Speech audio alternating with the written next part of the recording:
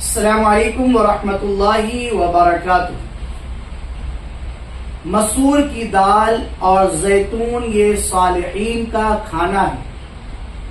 انجیر کا ذکر اللہ تعالیٰ نے قرآن میں فرمایا، زیتون کا ذکر اللہ تعالیٰ نے قرآن میں فرمایا، اور مسور کی دال کا بھی ذکر قرآن پاک میں موجود ہے۔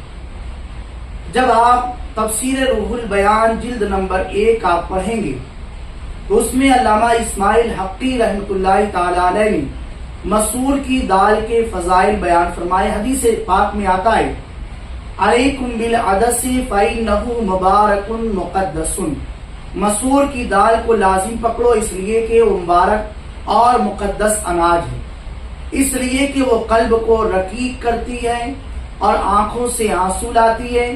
اس کے لیے 70 انبیاء اور حضرت عیسیٰ علیہ السلام نے دعا فرمائی۔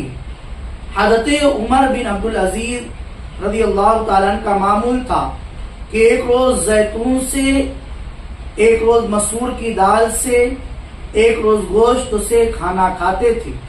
اگر اس میں کچھ فضیلت نہ ہوتی تو ان کا یہ معمول نہ ہوتا۔ حضرت ابراہیم علیہ السلام کی مہمان نوازی کا کوئی طعام ضیافت مسور کی دال سے خالی نہیں ہوتا تھا۔ مسور کی دال کا خاصہ یہ کہ جسم کو ہلکا پھلکا رکھتی ہے، جس سے عبادت میں راحت اور آسانی میسر ہوتی ہے۔ اس سے شہوت نفسانیہ میں اضافہ نہیں ہوتا جیسے گوشت اور گندم سے ہوتا ہے۔ تو یہ مسور کی دال کی فضیلت تھی جو روح البیان میں موجود ہے۔ آپ اگر ان فضیلتوں کو حاصل کرنا چاہتے ہیں تو آپ کو چاہیے کہ آپ مسور کی دال کا استعمال ضرور کریں۔